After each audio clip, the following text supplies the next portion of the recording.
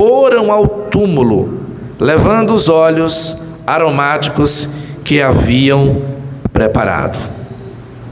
Observe que aqui o texto nos mostra algo que é unânime entre os três evangelhos sinóticos e também com o evangelho de João. O relato de que as mulheres foram no primeiro dia da manhã e encontraram o túmulo vazio. E lá não encontraram o Mestre Jesus. Isso nos mostra que no primeiro dia nos traz a ênfase para a nova criação. E é por isso que nós encontramos as celebrações iniciando-se no primeiro dia da semana. A ressurreição, ela vai redefinir o cristão. Ela vai nos convidar ao chamado de confiança plena em Jesus Cristo. Porque nós vamos encontrar adiante no texto, o versículo 2 diz que encontraram a pedra removida do túmulo, mas quando entraram, não acharam mais o corpo de Jesus. A surpresa, ela é inevitável aqui no texto, porque o que elas esperavam era chegar e encontrar a pedra no túmulo, no sepulcro, abrir e levar os olhos para aquele defunto. Mas elas são surpreendidas, porque não encontram da forma como pensavam. E então nós vamos observar que neste momento Jesus já não estava lá, não porque alguém roubou o corpo dele, mas porque ele já tinha ressuscitado, mas porque ele não estava preso naquele sepulcro, ele não estava vencido pela morte, ele não estava agarrado pelas forças da morte, mas ele estava de pé, triunfante sobre a morte, porque ele é mais poderoso do que a morte. E é por isso que cada um de nós que estamos aqui nesta noite não temos que temer a morte, mas temer a Jesus, porque ele é mais poderoso do que a morte. A morte não pode nos deter, só apenas por um momento, por um propósito, porque a morte apenas pode fazer a nós um favor: colocar-nos nos braços do nosso Jesus. Jesus triunfa acima de todas as coisas. Lembro-me do momento em que Jairo chega até Jesus e o convida para ir à sua casa, pelo fato de que a sua filha estava doente, muito doente. E se Jesus não chegasse depressa, a morte poderia ser uma realidade. Mas o interessante é que no meio do caminho, sem hora marcada pela humanidade, ele encontra uma mulher que está sofrendo há 12 anos com um fluxo de sangue, que procurou na humanidade, na ciência, nos médicos, através da sua condição financeira, e não encontrou para ela a cura. Mas ela pensa: se eu tocar apenas no manto dele, eu ficarei curada. Aleluia. E ela toca no manto, e Jesus pergunta: quem me tocou? Os discípulos perguntam: mestre, tem muita gente aqui, é impossível alguém não te tocar. Mas ele diz: não, algo diferente aconteceu. De mim saiu virtude, saiu poder. Glória a Deus. E Jesus confronta para aquela mulher publicamente se declarar que de fato fora ela que tocou no manto de Jesus. E ela, com medo, pelo fato de que carregava uma doença que a tornava impura, mesmo assim, ela diz que foi ela quem tocou. Eu fico me perguntando e refletindo, porque Jairo estava com pressa. Jairo queria a cura da sua filha, e se demorasse ela iria morrer. Mas Jesus para perguntar quem foi que tocou. Para nós seres humanos, que não temos domínio de nada, que somos frágeis, De fato, ficamos assim, tremulosos, amedrontados. Mas Jesus, que detém todo o poder, não. E então, aquela mulher que tem uma ideia supersticiosa de que tocar o manto seria o motivo da cura, Jesus convida a se colocar público para declarar que não era o toque no manto, mas a fé que ela colocou e depositou em Jesus Cristo. Glória a Deus. Não são coisas externas que nos curam, não são elementos, mas é a fé que nós acreditamos na pessoa do Senhor Jesus Cristo. E então, caminhando diante daquela situação, chega na casa de Jairo, e nós sabemos que ele ressuscita aquela menina que morreu. Isso nos mostra que Jesus Cristo, ele é poderoso para curar, mas também é poderoso para permitir a morte, para mostrar que é poderoso para ressuscitar. Então nós estamos aqui nesta noite acreditando que se a morte nos assolar hoje, nós acreditamos pela fé que Jesus tem poder para nos ressuscitar naquele grande dia. E de fato, é isso que Jesus fará, porque a realidade da sua ressurreição é a certeza que nós temos que ressuscitaremos também para a glória do seu nome.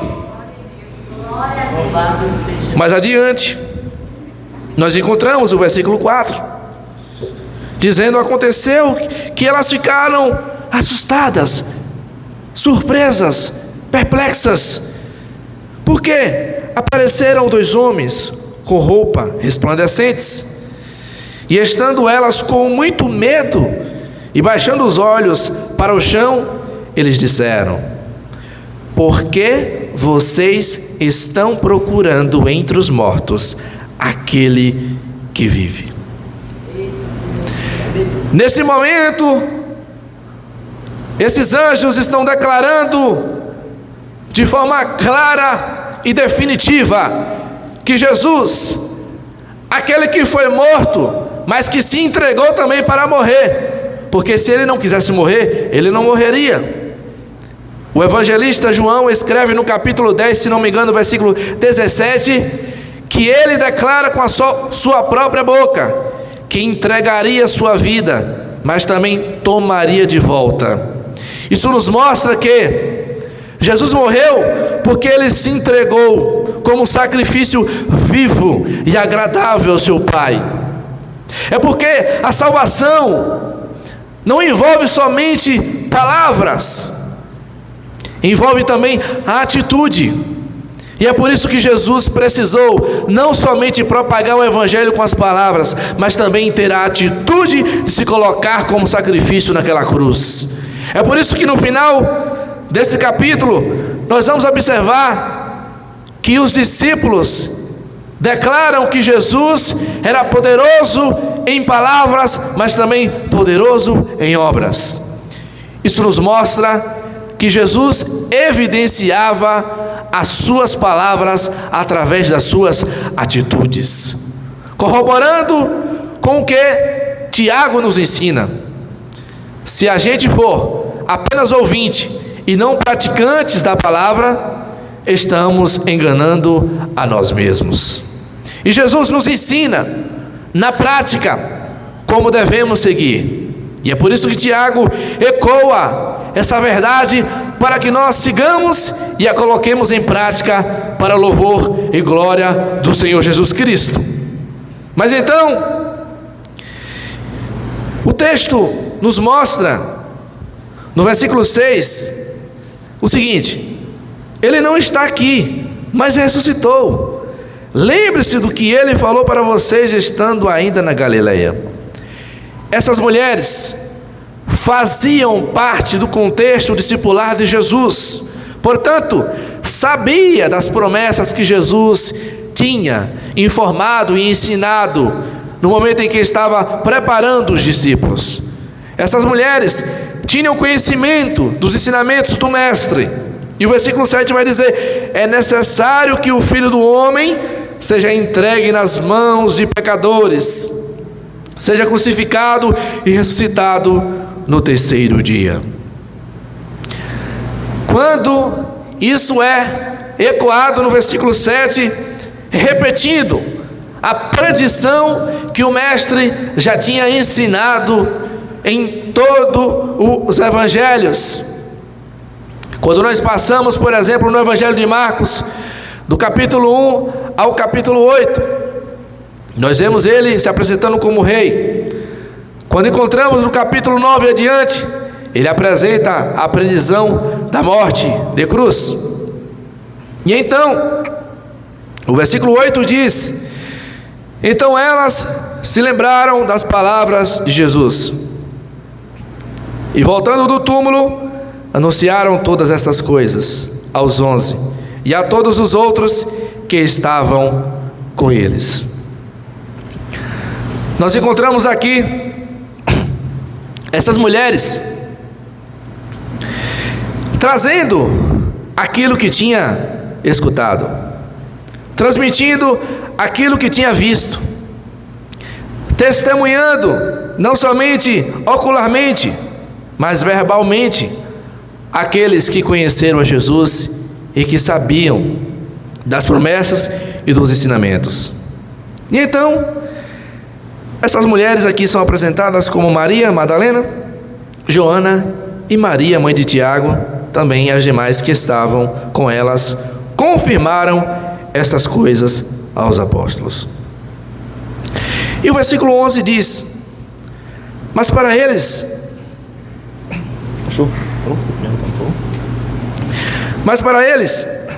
tais palavras pareciam um delírio, uma ilusão. E então, obrigado, pastor, eles não acreditaram no que as mulheres diziam.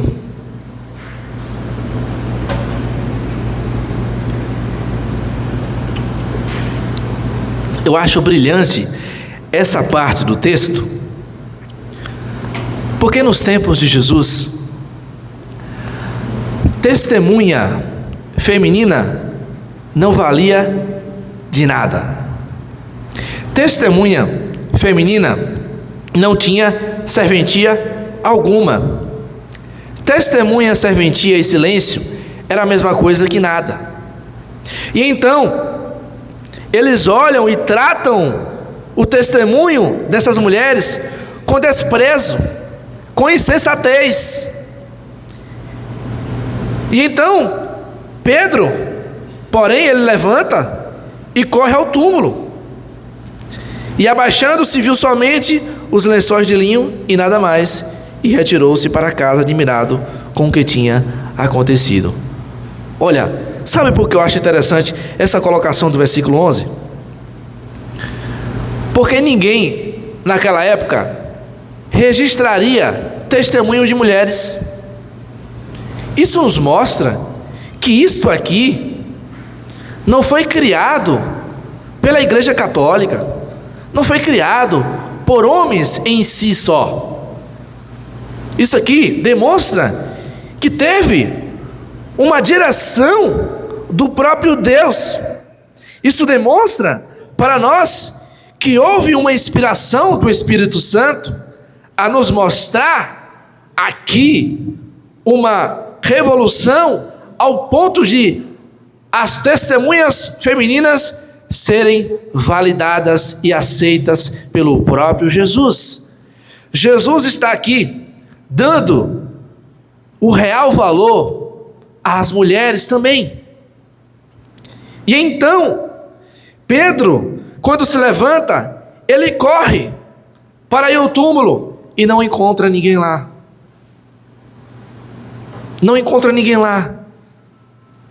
Não porque o corpo tinha sido roubado, mas porque ele já não estava morto mais. Ele já tinha triunfado sobre a morte. Ele já tinha vencido a morte.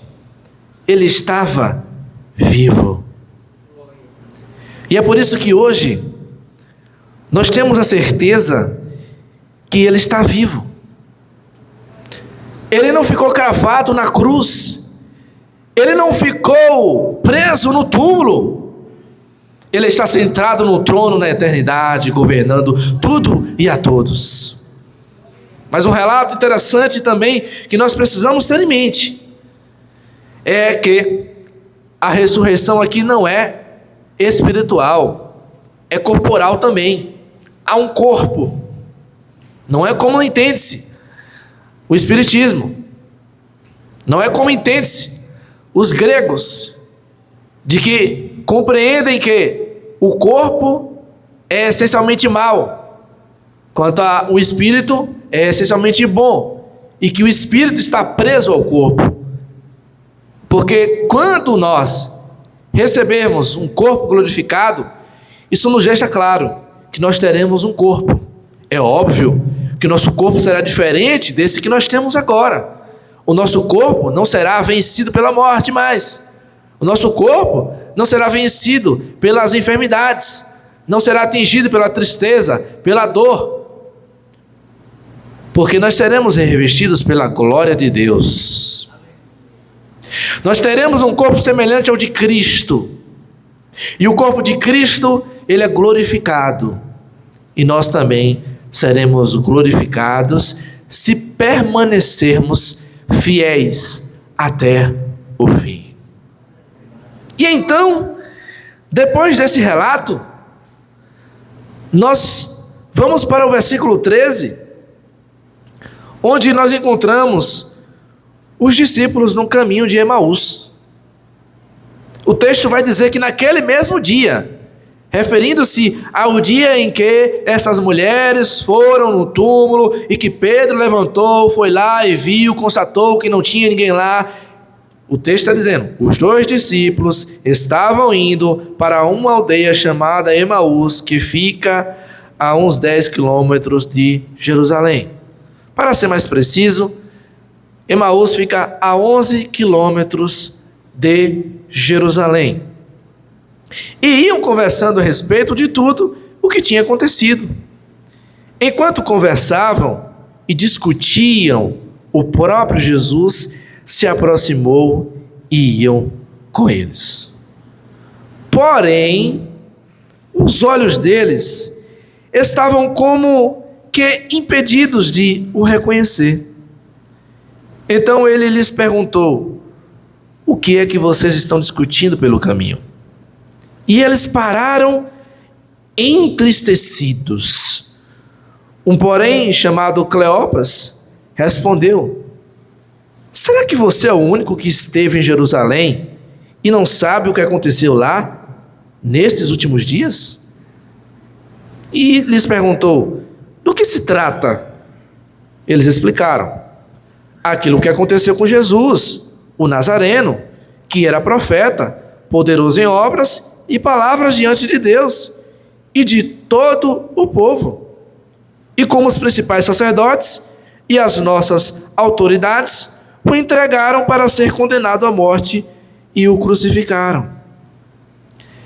Observe que aqui nós estamos diante do momento que aparece no texto 2 discípulos que não fazem parte dos 12, mas que também fazem parte do contexto discipular de Jesus, porque nós conhecemos que, além dos 12, Jesus teve muitos outros discípulos, inclusive encontramos no texto sagrado a ideia dos 70. E então, diante disso, o texto nos dá a informação de que eles estão entristecidos, que eles estão consumidos pela tristeza, pela angústia, pela desesperança. Se coloque no lugar desses discípulos. Imagine você que andou 3 anos e meio ao lado do mestre, e ele lhe promete que ele vai morrer, mas que ele vai ressuscitar ao 3º dia. E quando você chega no dia que ele falou que iria ressuscitar, você sequer vê-lo vivo. Talvez você poderia abandonar tudo. Talvez você poderia fazer como quem planeja sair da sua cidade, ir para uma cidade grande, faz um plano, um empreendimento, e quando chega lá, fracassa no seu empreendimento, e você retorna para a sua cidade pequena, desanimado, diante da realidade. Chegando lá, possivelmente vai ser zombado. Imagine só, você que acreditou naquele que iria trazer a redenção, e ele morreu, e ele não ressuscitou, e você vai chegar em Emaús, e o povo vai zombar de você, porque você acreditou num Jesus que morreu e não teve capacidade de nascer de novo, e não teve capacidade de se ressuscitar, e não teve capacidade de voltar à vida de novo. Como é que você se sentiria diante dessa situação? Certeza absoluta que você ficaria da mesma forma, angustiados, sem chão, sem saber para onde ir. Mas o texto não para aqui. O texto diz que naquele momento o próprio Jesus está ao lado dos discípulos, e eles não estão reconhecendo Jesus.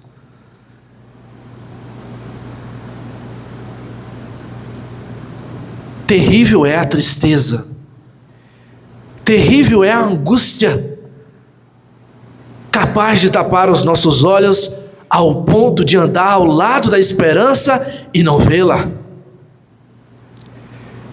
Terrível é a dor que nos consome por dentro, a desesperança que nos assola, que tenta nos destruir, e nós somos incapazes de ver a esperança ao nosso lado. E diante dessa desesperança, só há uma solução, só há um remédio para restaurar a esperança desses discípulos.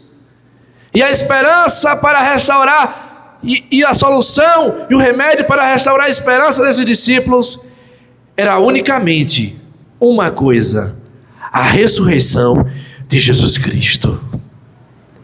O remédio já estava ao lado deles, a solução dos problemas já estava ao lado deles, mas eles ainda não tinham visto, eles ainda não tinham entendido. Isso nos mostra que andar ao lado de Jesus, que andar com Jesus, nem sempre significa que eu conheço a Jesus, nem sempre significa que eu sei quem Ele é, porque existiram grandes multidões que acompanharam Jesus, mas não souberam quem era Jesus, não conheceram a Jesus.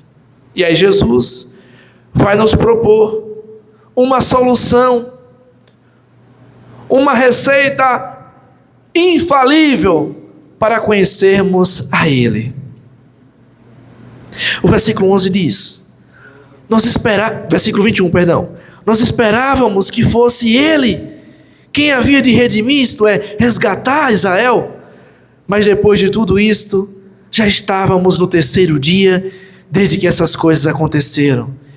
É verdade também que algumas mulheres do nosso lugar, do nosso grupo, nos surpreenderam indo de madrugada ao túmulo, e não achando o corpo de Jesus, voltaram dizendo que tinham tido uma visão de anjos, os quais afirmam que Ele vive.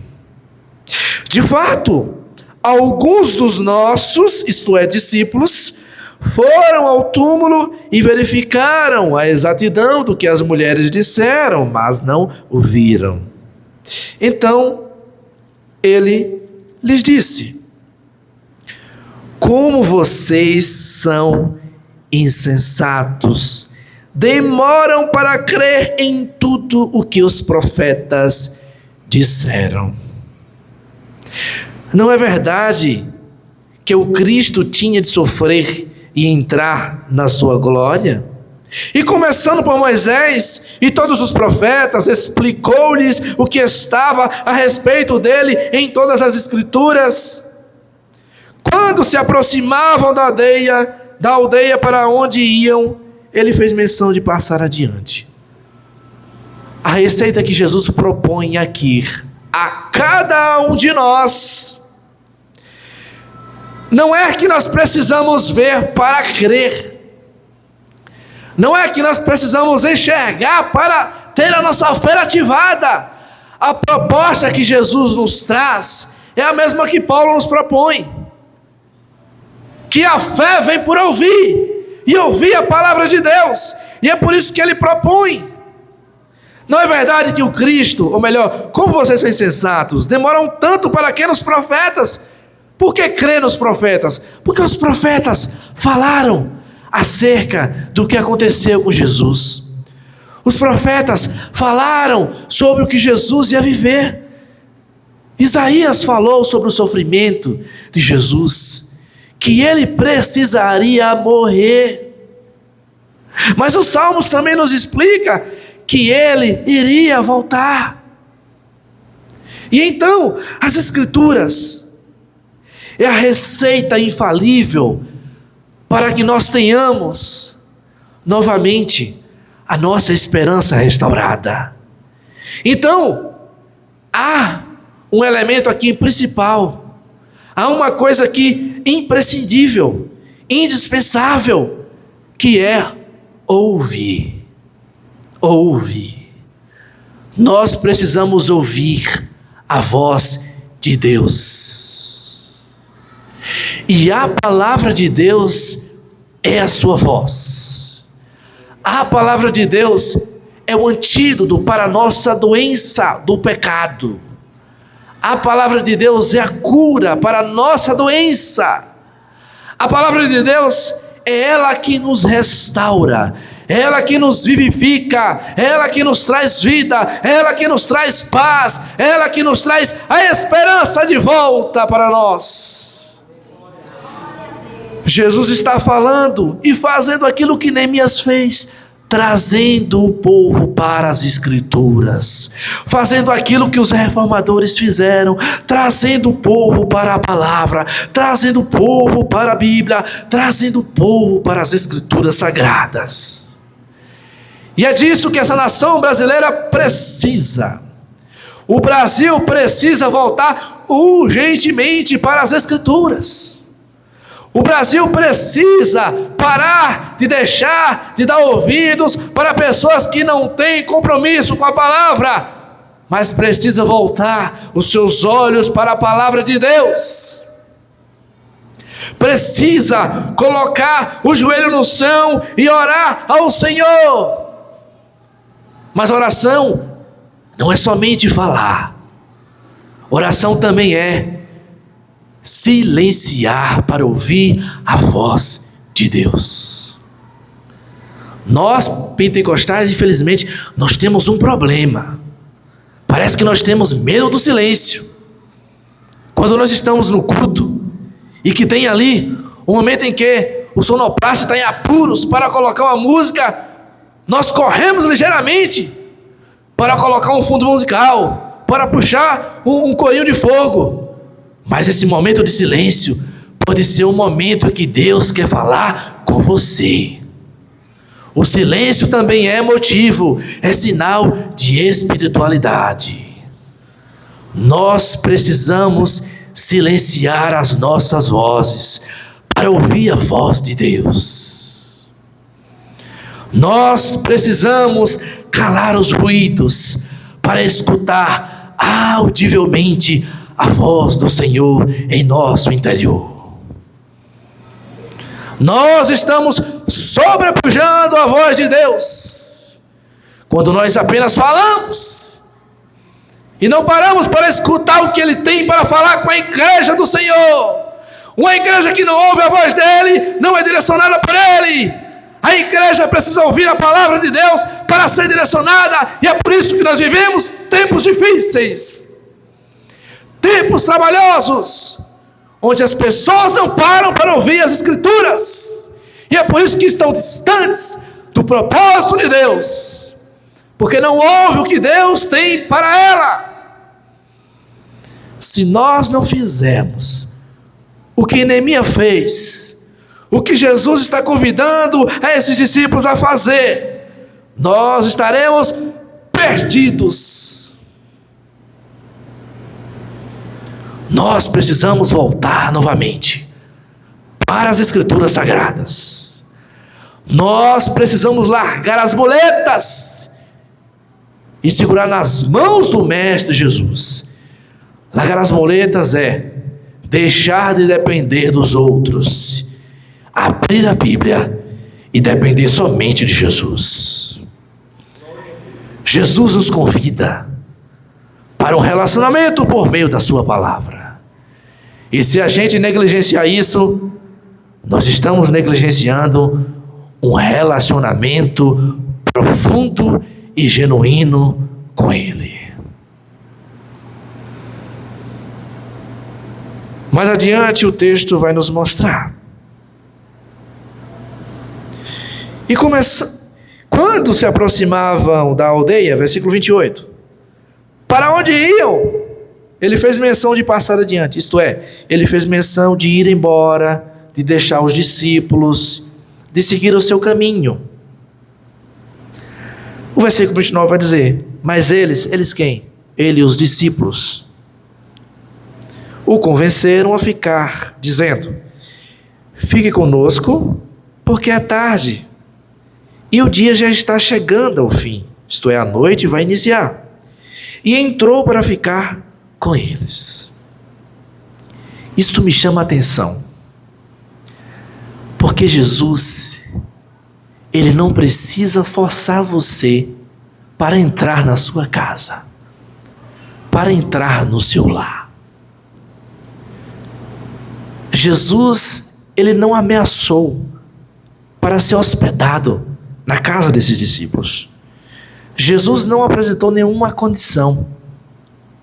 Jesus não propôs nenhum benefício para ser hospedado nesta casa. Da mesma forma, é com cada um de nós.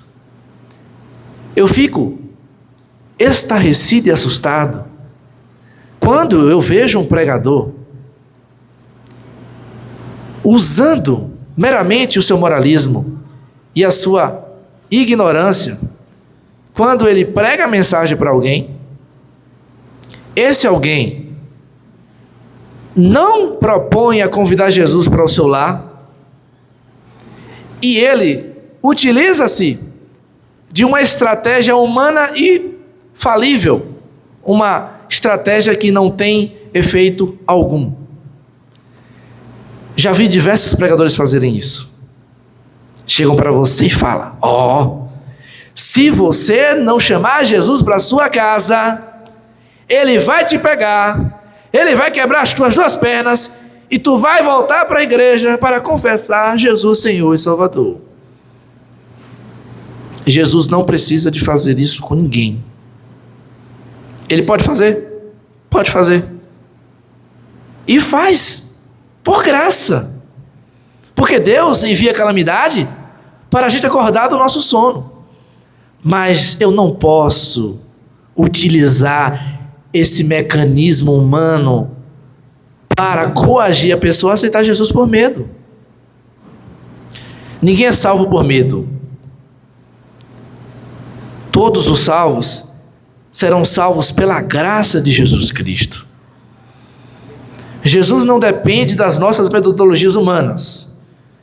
Quem salva o cristão é o Espírito Santo de Deus. É Ele quem convence o homem do pecado, da justiça e do juízo de Deus. Eu aqui estou nessa noite. Eu não converto o coração de vocês. Eu apenas falo aos ouvidos.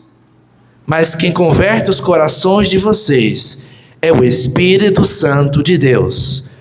Por isso, eu não posso me valer de metodologias humanas, de usar o medo, a teologia do medo, para fazer com que vocês se convertam. Até porque não será uma conversão genuína, será uma conversão falsa. Você nunca vai se converter pelo medo. E então, depois disso, nós observamos uma coisa interessante, no versículo 30, eu acho isso aqui brilhante. E aconteceu que quando estavam à mesa, ele pegou o pão e o abençoou. Depois partiu o pão e o deu a eles. Olha só o que acontece no versículo 31, meus irmãos. E então os olhos deles se abriram e eles reconheceram Jesus, mas ele desapareceu da presença deles. Isso aqui é incrível. Como eu disse a vocês, andar com Jesus, estar ao redor dele, acompanhar ele, ouvir ele, saber dele, isso não significa que você conhece a Jesus. O texto nos convida a entender que quando ele parte o pão, os olhos dos discípulos se abrem e eles reconhecem a Jesus. Mesa é lugar de relacionamento. Mesa é lugar de comunhão. Quando é que nós conhecemos a Jesus? Quando nós possuímos comunhão com Ele. Quando nós possuímos intimidade com Ele.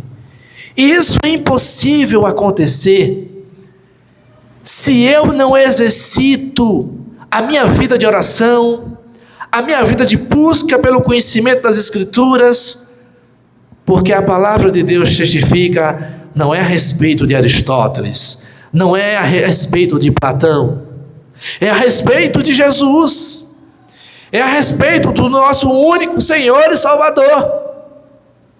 E então, é no partir do pão que Cristo se revela aos seus discípulos. E é por isso que a ceia do Senhor é o símbolo máximo de comunhão. Comunhão entre nós, como membros do corpo de Cristo, e comunhão do corpo com o cabeça, que é Jesus Cristo. Se a igreja não estiver unida em comunhão, ela está deficiente. A igreja precisa andar junta, firme, em unidade, num só propósito, e andar em comunhão com Cristo, que é o cabeça. É o cabeça que dirige os passos do corpo. É o cabeça que instrui para onde vamos, o que vamos fazer, porque Ele é Senhor das nossas vidas. Se Ele é Senhor, Ele nos comprou. E se Ele nos comprou, nós somos dele, não de nós mesmos. Então, é Ele quem diz o que vamos fazer, o que vamos dizer, o que vamos falar. É Ele quem manda nas nossas vidas. Nós precisamos estar à disposição dele todos os dias. Não é fazer como alguns dizem: o corpo é meu, as regras são minhas.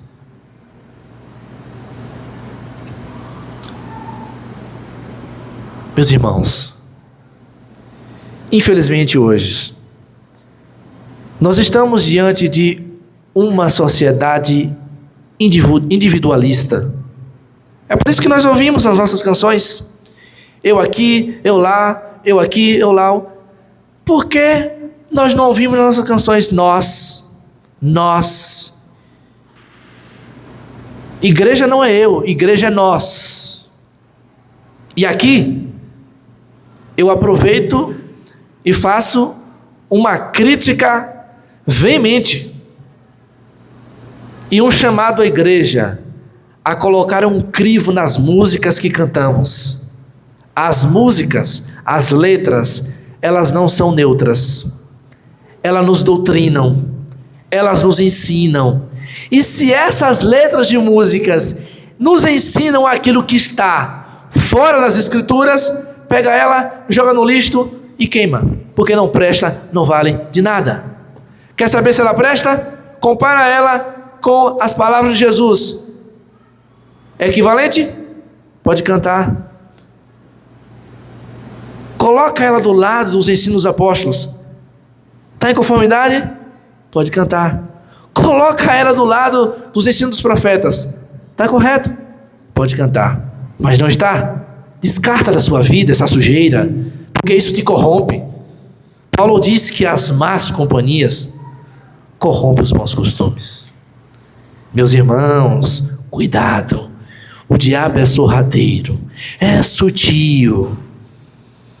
E ele tenta doutrinar a igreja através dessas coisas. Mais adiante, o versículo 32 diz: e disseram um ao outro. Isso aqui é interessante demais. Isso aqui o pentecostal gosta muito.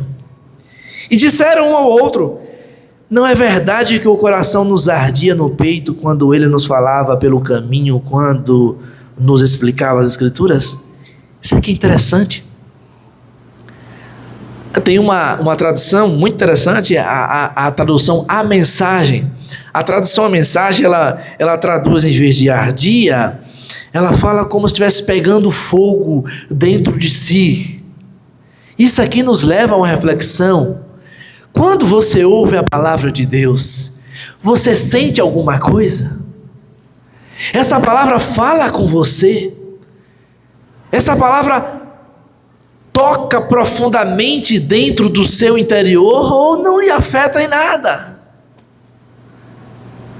Porque eu conheço gente que ouve e não serve de nada. É como se fosse o vento passando para lá e para cá. Aqueles que ouvem a palavra de Deus, levam a sério a palavra de Deus, ela entra dentro de nós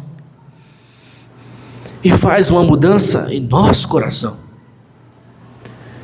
Ela faz uma mudança dentro de nós, e de dentro de nós evidenciamos nas nossas práticas uma veracidade da transformação que a palavra fez em nossa vida. Se existem pessoas que não têm as suas práticas moldadas, transformadas, é porque a palavra não transformou o coração de pedra em um coração de carne, em um coração que tem vida. Porque essas pessoas fecharam seus ouvidos para a voz de Deus.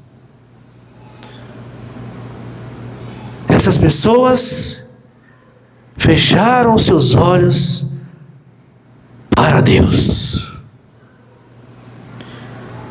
Terrível é aquele que fecha os seus olhos para Deus. Terrível é aquele que tapa os seus ouvidos à voz de Deus. Nós só temos uma esperança. E nós cantamos constantemente aqui: a nossa esperança é a sua vinda. O Rei dos Reis vem nos buscar. Nós aguardamos Jesus ainda. Ah, que glória será quando do céu ele raiar, para buscar a sua igreja gloriosa, sem mácula, purificada, lavada pelo seu sangue remidor, pelo seu sangue resgatador. E nós temos essa esperança de que isso vai acontecer, quer queira alguém ou não, a promessa dele se cumprirá. Queridos irmãos, que em meio à desesperança, você encontre a restauração da esperança na palavra de Deus. Que em meio a tanto ruído do mundo, faça o que Jesus nos ensinou. Entre no seu quarto, tranca a porta e se dispõe a ouvir a palavra de Deus. Dê tempo para ouvir a voz de Deus. Porque se você não ouvir a voz de Deus, você ouvirá a voz do seu coração, que é enganoso, e você será destruído pelo seu coração enganoso. Mas a voz de Deus, ela não é enganosa. A voz de Deus, ela é a direção que nós precisamos para a vida eterna. Queridos irmãos, concluo aqui dizendo que Jesus, ele morreu sim, mas Jesus ressuscitou. Que existiram sim testemunhas verdadeiras e oculares acerca da ressurreição dele. E que nós encontramos nas Escrituras a realidade cabal deste relato e também da promessa vindoura de Jesus em vir buscar a sua igreja. Nós não vamos colocar as nossas esperanças em outras coisas a não ser neste livro aqui. A igreja brasileira não precisa de autoajuda. A igreja brasileira precisa de ajuda do alto. Precisa da palavra de Deus. A igreja brasileira precisa de um avivamento nos púlpitos, porque é do púlpito que sai a pregação. E se a pregação não for fiel às Escrituras, ela corrompe o povo de Deus. E é por isso que o povo precisa anelar, desejar todos os dias pela volta daquele que morreu, mas ressuscitou e prometeu em breve nos buscar. Deus abençoe a todos, em nome de Jesus. Pastor Fábio. Aleluia, glória a Deus. Quantos podem glorificar o Senhor por esta palavra?